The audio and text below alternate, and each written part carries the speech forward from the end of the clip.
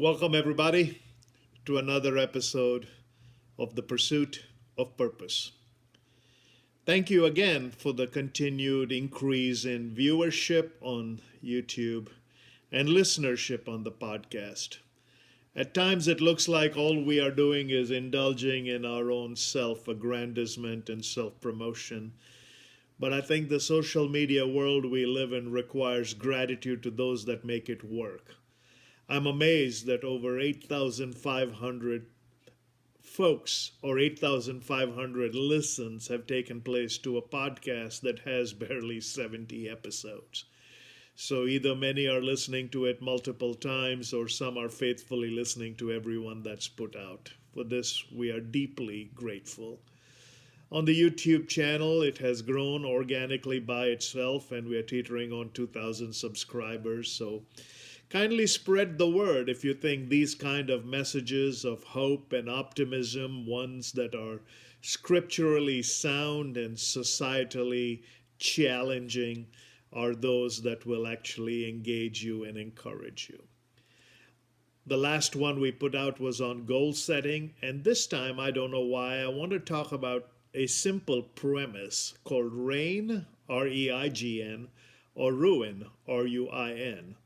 Now, when I look at ruins, first of all, let's look at it geographically, let's look at it historically, and then we can look at it from a character point of view. But it is not uncommon to go in some of the ancient places that existed, that have now modern metropolises around them, to see the ruins of old. I remember when we were in Egypt, and you go through a hustling and a bustling metropolis, you come through the cacophony of a marketplace, you got people vying for your attention. They're plying their wares, they're dragging you into stores of that sell carpets. They want you to do everything because their attention time is small and they know you're there to gawk at something historic. Of course, we were there to see the pyramids of Giza that dot the landscape, the plateau, those three majestic pyramids there, along with the Sphinx in front of it. No wonder they've been called wonders of the ancient world. If you go to India, you'll see the Taj Mahal. I guess that comes into the modern world category because that was built in the 16 or 1700s. You go across, you see the natural wonders of the world. But one of the things that has always fascinated me is ruins. The ruins and what they represent, because at one time they had a stoic significance to them, and that's why history has not raised them completely from memory, though we're trying to do that in different parts, and maybe we'll address that element as well. But I remember last year around this time, I was getting ready to make a trip to Albania. It was going to be my first trip there, and I've talked ad nauseum about my trip there and the miracles that took place because my time in Albania was cut short with the contagion. And in fact, as I was packing my bags this morning, or at least airing out the suitcases that are getting ready to be used on a trip next week, I pulled out a bag that had last made its international voyage to the country of Albania. And I found some business cards in there from people I met and hopefully will meet again. As I was sifting through that, I thought of the ruins of Albania because right across from my hotel was an old Roman Colosseum. They say the Illyricum mentioned in Romans 13, the Roman road passed through Albania. But all that aside, when you're walking on the streets of Tirana or you're walking on the streets of Durrës, which is where I was, you'll see a pillar out of nowhere. You'll see an old stone structure out of nowhere. There may be a metallic plaque attached to it or something engraved into the sidewalk, but there's a hustle that goes on around it. But in the middle of nowhere is a pillar, and they say this dates back to Rome. Now, Rome had its glory days, and at one time all roads led to Rome. And if you ever want a chance to look at civilization and its impact, maybe you go on your Amazon channel and pick up Francis Schaeffer's 10-part series on How Then Shall We Live. And he starts with Rome. Rome was never conquered from within. The Roman ruins we see are now in different parts of the world. Even when you go to Rome, and I've been there, and you walk past the Colosseum, you will see a shell of its former self, but it's still grandeur. You walk through different parts, and you will suddenly see pillars erected to their gods. But that was what, even though Constantine had become the emperor of Rome and made Christianity a state religion, there was an apathy that set in. And the reason I'm talking so much about ruins is when you look at your own culture, wherever in the world you're watching this, when you look at the history and the geography of the landscape on which you operate, and you go back in time and look at some of the things that are past. When I was in a museum in Greece, they showed artifacts there at the Acropolis that were 4,000 and 5,000 BC. Now, the reason we look at ruins is we always wonder about the marvel that civilization did exist before us, that maybe our problems are not unique because problems existed before us. Maybe inconvenience is not unique to us because inconvenience existed before us. But every time I look at ruin, I think of the word reign, R-E-I-N, R-E-I-G-N. How then are we supposed to live, as Francis Schaeffer would say? What are the things we can look at amidst the ruins of our lives that are physical, about the ruin of our life that is spiritual, about the ruin of our life that is familial, about the ruin of our life that is moral? All these trepidations that we see and all these anxieties we have create that sense of fluster. So I title this Reign or Ruin. When you look at your life right now, as you're listening to this, as you're watching this, what are some things you can look at, visible symbols of ruin in your life? Just like that pillar in the street of Duress, or the pillars dotting some of the highways and byways of Rome, or the countrysides of Italy. When you look at the Roman Empire from Hadrian's Wall, it embarked from all the way from the Atlantic all the way up to the Caspian Sea. So they had glory, but amidst that glory was ruins are all that is left because nobody conquered that might. Now let's reflect on the might of you as a human being and the fight that you as a human being are going to embark on. Do you see possibility amongst those things that are ruin? And do you see reign? Do you see an overcoming? Do you see a conquering of that? So there are three elements I want to present to you in this rather bizarre topic of how do you overcome the ruin in your life. When you look at the landscape, when you look at your own history, when you look at some of the mistakes you have made, when you look at some of the travesties you have participated in, when you have looked at some of the losses you have endured, and then immediately look at the good that some of it came out. Did your past beat you or did it teach you? And then how then can you build a reign out of a ruin? And this is very, very interesting and narrow, and I don't know why I'm embarking on this, but something stoked my imagination here saying that when you look, how did Calvin put it in the Institute of Religions? He says, every idle mind is an endless factory of idolatry. He was talking about a spiritual mindset that when you look in your mind's eye at your life, do you see a deep devotion to that which allows you to have promise because you were created in the image of God and given His hope and His possibility and given His mind? Or do you see the ruin of civilization and a haplessness and a helplessness that begins to manifest? And I found this fascinating because someone asked me the other day on one of the questions, do you ever have down days? And I said, obviously I have down days. I'm not motivated all the time.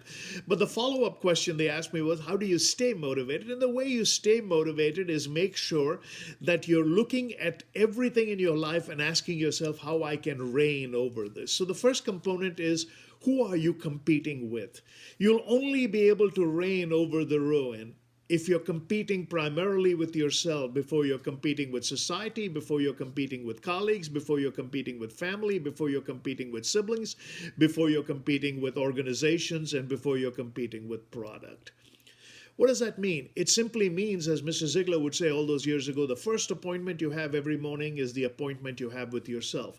And one of the beautiful illustrations he gave was actually from a product element, but he talked about going into one of the persons who reported to him in a direct sales organization where was selling heavy-duty waterless cookware. And he walked in, and this guy was, woe is me, and I've got all these problems, and my life is in ruins, and my life is in shambles. And Mr. Ziegler looked on his kitchen countertop, and he said, how come you do not use the product you're selling? And that guy said, well, my kids have insurance issues. One of them needs dental work. One of them needs mental work. I don't know what the issues were. But he had excuses a dime a dozen as to why his life was in ruin and why he couldn't reign over it. And the summation came is you're not competing with yourself enough. And if you don't compete with yourself enough, you'll never be able to compete with anybody else. He says, if you do not have the product that you're selling on your when you wake up in the morning and you don't cook in it, how can you with considerable enthusiasm sell it? And I'll never forget that illustration because I remember one day when the phone rang and a call came for Mr. Ziegler to come and speak in Panama City, Panama, and they asked me how much, and without batting an eyelid, I gave 75,000 as the number, and I gave a bunch of other things of requirements, and I went to Panama with them, obviously, as a result of the requirements we put in place. And I look back in hindsight, and I remember Mr. Ziegler when we were standing in the Miraflores locks, where he had just turned that 1913 computer and unleashed 50 million gallons of water into the lock, thus enabling a ship to pass by two oceans. This man who grew up in Yazoo City, Mississippi, in the heart of poverty, in the height of the Depression, with nothing to his name, had now done something that was reserved for celebrities. And he looked at me and he says, "This day would not have happened had you not believed in me as much as you did." And I thought back to the day when I answered the phone and said $75,000. At that time, my competition would have been the other speakers. The competition would be someone who was offered at 50,000. The competition would be maybe they can get someone who is also a best-selling author. Or I could compete with myself and say $75,000 with considerable enthusiasm and confidence because I believed at that particular moment I had used this product to transform my life. And for my life's own worth, I was giving away a $150,000 product as at a discount. So that's reign. That's reign over the moment by competing with yourself. The second is consultation.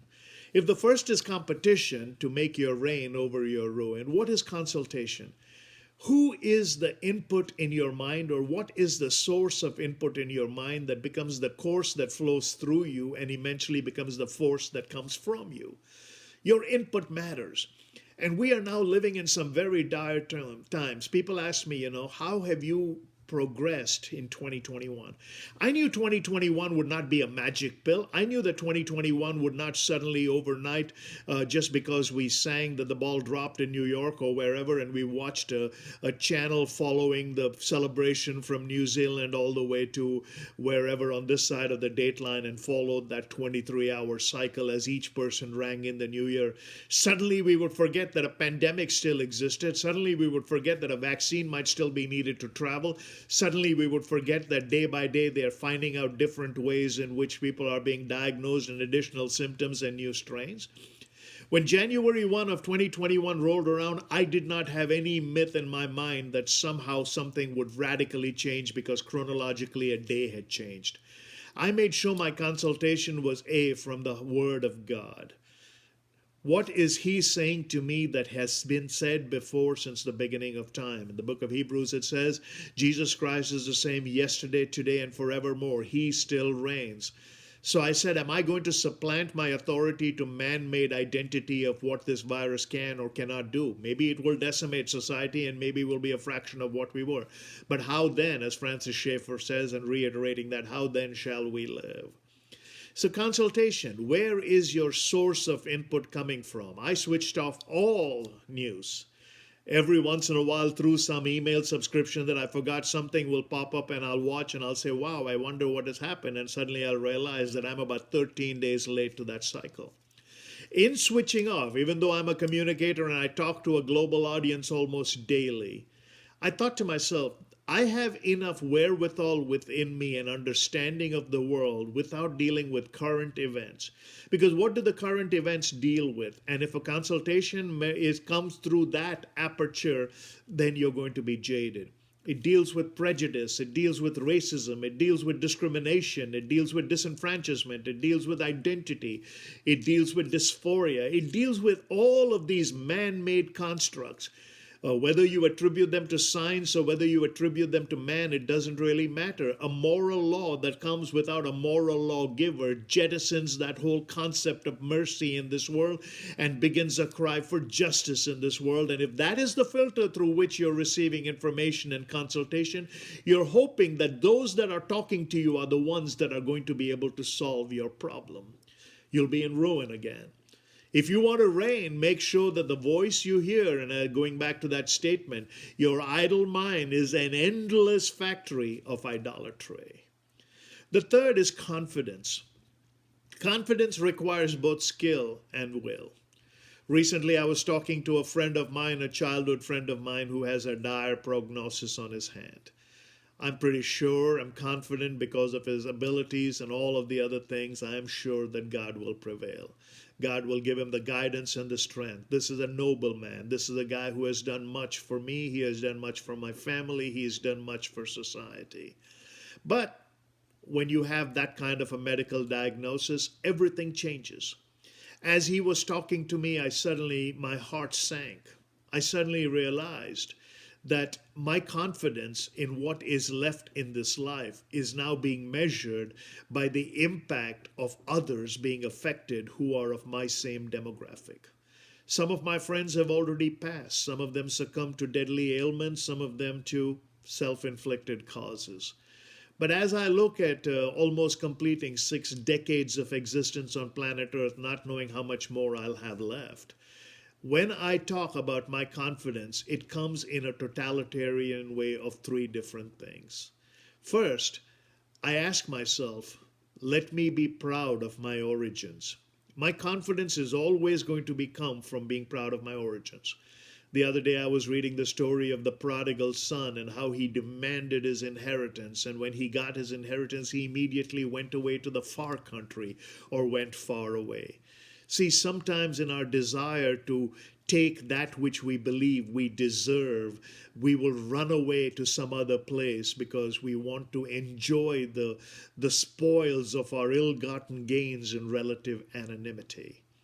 Confidence that comes from shrinking away or believing that you have conquered the immediate geography is not really confidence. That's actually cowardice. So the first is be proud of where you're from and stand tall and walk firm there. The second is be proud of where you are right now. So A, be proud of where you came from. Second, be proud of where you are.